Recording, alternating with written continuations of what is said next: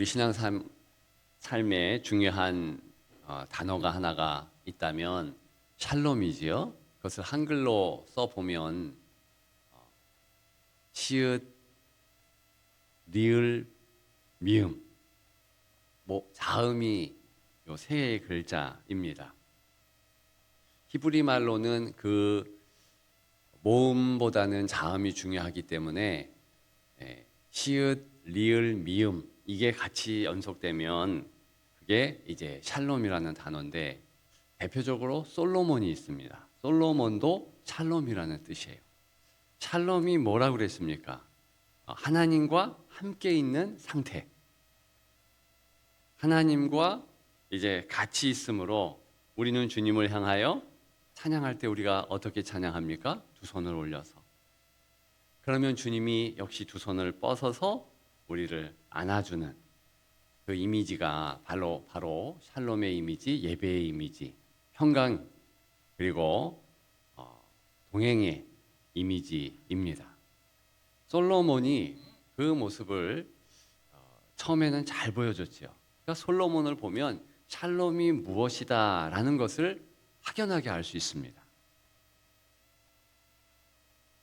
어리고 알지 못하고 근데 내가 왕이 되었습니다. 지혜 주옵소서. 다른 거 구하지 않습니다. 그것을 주님께 원하는 그때 바로 그 자세가 샬롬인 거예요. 샬롬. 그래서 우리 하나님께서 응대를 어떻게 하십니까? 그래. 하늘의 지혜를 준다. 그래서 그 솔로몬이 아버지 다윗과 또 어머니 밧세바의 진짜 기쁨 아니었습니까? 백성들의 기쁨이었고 하나님께 영광을 돌리는 기쁨 그 자체였죠. 그런데 시간이 지나가면서 어떻게 됩니까? 하나님 앞에 있는 게 아니고 오직 이제 자기를 위해서 손에 물질을 꽉 채우잖아요. 그러면 외면적으로 볼 때, 표면적으로 볼 때 솔로몬처럼 그렇게 평화로운 시기는 없었어요. 전쟁도 없었습니다. 다윗 아버지는요 전쟁 중에 계속 힘들고 어려웠는데 솔로몬은 전쟁이 없었어요. 그리고 싸웠다 하면 다 이겨요. 얼마나 좋습니까? 그리고 창고에 먹을 것 가득하고 입을 것, 황금, 상아 가득 찼습니다. 자, 외면적으로 보면 그게 샬롬 아닙니까? 환경과 조건이 다 됐잖아요. 근데 성경은 그렇게 말하지 않지요. 샬롬 아니다. 시읒, 리을, 미음이 있는 삶이 아니다. 그렇게 이야기를 하지요. 실제로 그는 천명의 부인을 두고 가진 것 다 있다. 환경과 조건이 다 괜찮다. 그랬지만 그 솔로몬의 그 삶 때문에 바로 그 아들 때에 어떻게 됩니까? 나라가 반쪽 나잖아요. 그리고 솔로몬 죄 때문에 그런다고 성경은 명시합니다. 정확하게 말합니다. 샬롬 아니에요. 자, 오늘 본문이 12장에 있지 않습니까? 12장에 하나님과 동행함, 하나님과의 샬롬, 이 삶에 우리의 기쁨과 은혜가 어떻게 넘치고 있는가 그것을 확인해 볼 수 있는 귀한 장이잖아요. 그리스도와 동행하면 어떻게 됩니까? 22절부터 34절 이게 주일 본문이었죠. 확인을 해봐야 되는데 어쨌든 그 22절과 34절에 보면 들의 백합화를 보라 공중의 새를 보라 걱정하지 아니하고 염려하지 아니하는데 하나님께서 다 먹이시고 입히신다. 하물며 너희일까 보냐. 자, 우리가 항상 확인해야 될 것이 있습니다. 영적으로 나는 세상에 대하여 빈손인가? 저는 찬양을 부를 때 손을 제가 올릴 때 꼭 그거 확인합니다. 나 빈손입니다. 세상에 대해서 그렇습니다. 그러나 영적으로 하나님에 대하여서는 나는 붙잡은 손입니다. 주님의 손을 오늘도 붙잡습니다. 주여 아시지요? 인도하옵소서. 그렇게 하나님에 대하여서 내 손이 붙잡힌 바 되었으면 달리다 품이 뭡니까? 일어나라 그거잖아요. 소녀여 일어나라, 성도여 일어나라. 뭘 의미합니까? 주께서 손을 뻗어서 내 손 붙잡았다는 겁니다. 절대로 그 손 놓지 않는 거예요. 아니 주님이 손을 놓지 않았다는데 근데 나는 자꾸 환경을 보고 조건을 보면서 손을 놨다고 생각하는 거예요. 주님이. 아니, 다시 확인하는 겁니다.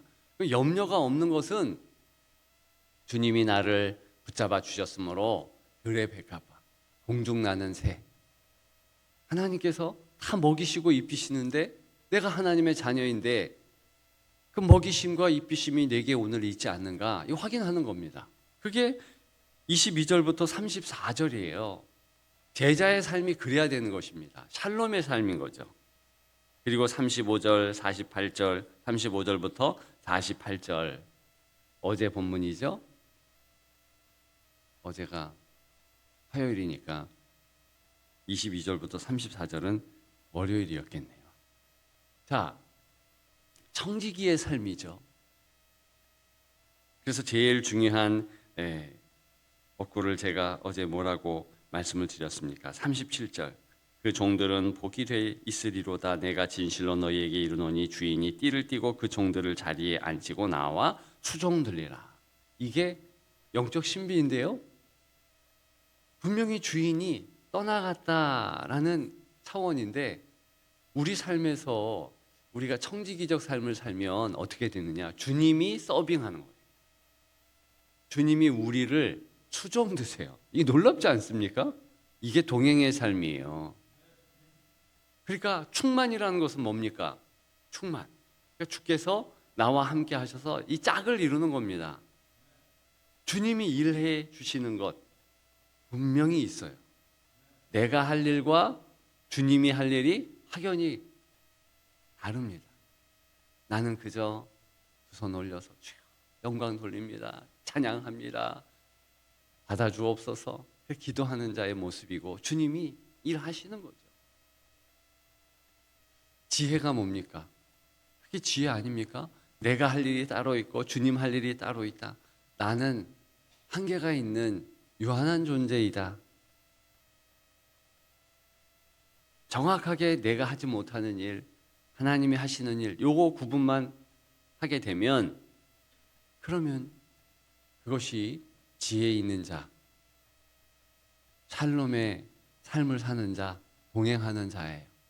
솔로몬이 그 일에 심패합니다.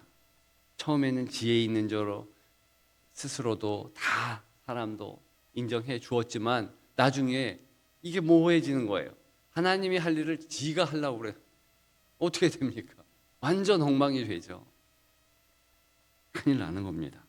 자, 오늘 제자의 삶을 한 가지로 아주 중요한 부분을 말씀을 하고 있는데 그것은 분쟁 또한 있는 삶이에요.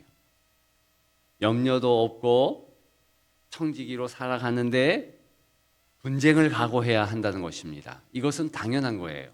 세상과 우리는 영이 다르니까. 예수의 영이 있으면 세상에서 분란이 안 일어날 수가 없습니다. 내 스스로도요, 끊임없이 자기 자신과 싸움이 있어야 되는 거예요. 그럼 그게 분쟁이죠. 근데 이것을 평안이라고 얘기하는 거예요. 외형적으로, 표면적으로, 이 외부적으로 아무 일이 없고 다 잘 되고 이게 평안이 아니고 분쟁이 있습니다. 근데 평안이에요. 어떤 분쟁인가 한번 볼까요? 49절 다시 한번 읽습니다. 시작.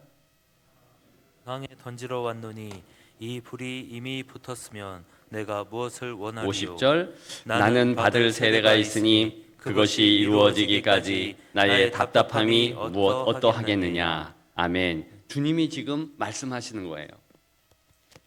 불을 땅에 던지러 왔노니 그랬어요. 불부터 보십시오. 이건 가만히 있을 수 없습니다. 소방차가 일단 불 끄기 위해서 출동하면 이거 완전 장난이 아닙니다. 그 사이렌 울리는 거 보셨잖아요. 갑자기 긴장이 막 되고요. 그거 보기만 해도 힘듭니다. 어디 불났나 봐. 근데 내 마음에 불이 났고 내 주변에 불이 붙었다고 생각해 보십시오. 큰일 나는 거거든요. 주님은 그 마음에 벌써 불이 붙었다는 거예요. 그 불 붙는 마음을 한문으로 뭐라고 그랬습니까? 열심. 그죠? 열망 다 뭐예요? 불 붙었다는 뜻입니다.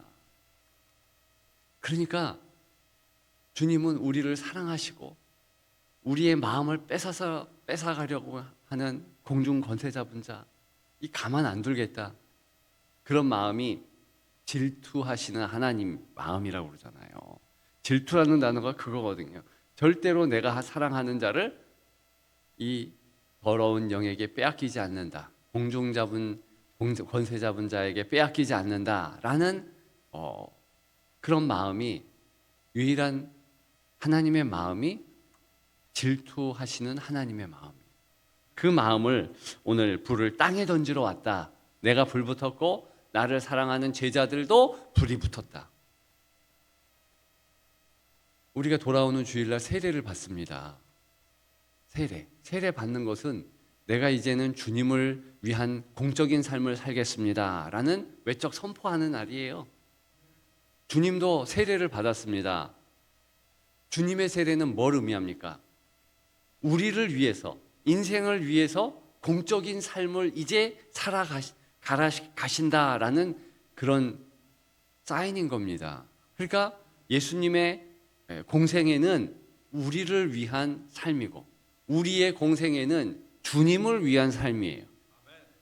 사적 삶이 아니라는 뜻입니다. 근데 그 공적 삶은 사랑이 불붙는 그런 때예요. 그러면 내가 주님을 위해서 불이 붙었으면 가만히 있겠습니까? 가만히 안 있는 것이 제자의 삶이고 그렇게 살아가야 한다는 것입니다. 뜨뜻미지근한 무슨 라오디게아 교회 같은 그런 삶이 아니에요. 불 붙었으니까 우리가 이 새벽에도 잠 안 자고 나온 거 아닙니까? 불 붙었으니까 늦은 밤에도 기도하지 않으면 안 되니 무릎 꿇고 골방이 되었든 침실 침대 위가 되었든 기도하는 겁니다. 불 붙었으니까 이 새벽에도 찬양하지 않을 수 없는 거예요. 불 붙었으니까 제가 이렇게 목소리를 크게 말하지 않을 수 없는 겁니다. 하나님의 사랑이 뜨겁거든요. 하나님의 사랑이 그 친밀감이 소멸하는 불이 되고 우리를 태우고 거룩한 백성으로 만드는 것이거든요. 주님의 고백을 보십시오. 다시 한번 50절을 보면 나는 받을 세례가 있다. 이게 이 받을 세례가 무슨 세례냐면 고난의 세례예요. 그래서 NLT라는 이 성경에는요, 영어 성경에는요, I have a terrible baptism of suffering 그랬어요. 그게 무슨 뜻이냐면 아주 고약한 세례를 받는다. 사실 그 뜻이에요. 그냥 세례가 아니라 힘들고 어려운 terrible하는 거. 뭐 사람들이 많이 하잖아요. 아주 고약하다 뭐 이럴 때. 그 고약한 세례를 받는데 그 세례가 원문에 보면 고난의 세례라는 뜻이에요. 고난의 세례. 예수님이 고난의 세례를 받았다. 아까 우리가 찬양을 할 때 하나님 어떤 하나님이십니까? 고난 가운데 계신 하나님이라. 이게 똑같은 맥락입니다. 누구를 위한 고난입니까? 우리를 위한 고난. 사순절 때 그것을 우리가 기억을 한 번 더 하자는 것입니다. 이루어지기까지 나의 답답함이 어떠하겠느냐. 이때 답답한 것은요, 그냥 마음이 답답하다 이게 아니에요. 무거운 짐이 확 눌리니까 답답한 겁니다. 무거운 짐, 그것이 답답함의 이유죠. 눌리는 거예요, 눌리는 거. 아니, 예수님이 만왕의 왕이시고 우주의 주인이신데 그분은 자유함의 원초 아닙니까? 그런데 그분이 눌리신대요. 왜? 우리의 죄짐. 그게 주님이 보여주시는 세상 죄를 지고 가는 하나님의 어린 양으로서의 모습입니다. 그러면서 뭐라고 그러세요? 51절 다 같이 읽습니다. 내가 세상에 화평을 주려고 온 줄로 아느냐? 내가 너희에게 이르노니 아니라 도리어 분쟁하게 하려 함이로라. 아멘. 자, 평강. 이 화평은 에이레네라는 단어거든요. 근데 이거는 가만히 보면 주님과 같이 있는데도 불구하고 이제 분란이 있어요. 이건 당연해요. 우리가 살아가는 데 있어서 외형적인 그런 평강에 마음을 빼앗기지 마십시오. 이상하게 우리는 하나님을 믿으면 고난도 없어야 되고 또 물질적으로도 괜찮아야 되고 다 이 외형적인 평강에 마음을 뺏깁니다. 그게 진짜 샬롬인 줄 알아요. 그렇지 않습니다. 오히려 이런 분쟁은 당연한 거예요. 그래서 그 분쟁의 실제 모습은 뭡니까? 한 집에 5사람이 있는데 때로는 2명이 짝져가지고 예수 이름 때문에 다른 3명을 이렇게 다른 마음으로 싸울 수 있다는 거예요. 2명은 야 우리 새벽 기도 가자. 3명은 피곤한데 그냥 자자. 그것도 분란일 수 있잖아요. 근데 그런 것들을 당연하게 여기는 것이 좋습니다. 정말 하나님의 사람들이 하지 말아야 될 것은 다 같이 56절 있습니다. 외식하는 자여 너희가 천지의 기상은 분간할 줄 알면서 어찌 이 시대는 분간하지 못하느냐. 아멘. 외식이 뭡니까? 겉과 속이 다른 거잖아요. 내 안에 주님에 대한 뜨거움이 있고 열심과 열망이 있다면 이 바깥도 그렇게 열심 있는 모습으로 살아가는 거 이게 외식입니다. 그냥 나를 위해서 아닌 척 이게 회칠한 무덤이 그렇게 살면 사실은 망하는 모습입니다. 꼭 하늘의 불 때문에 사십시오. 그렇게 해서 승리하는 그리스도인이 되십시오. 그런 여러분들이 되기를 주님의 이름으로 축복합니다.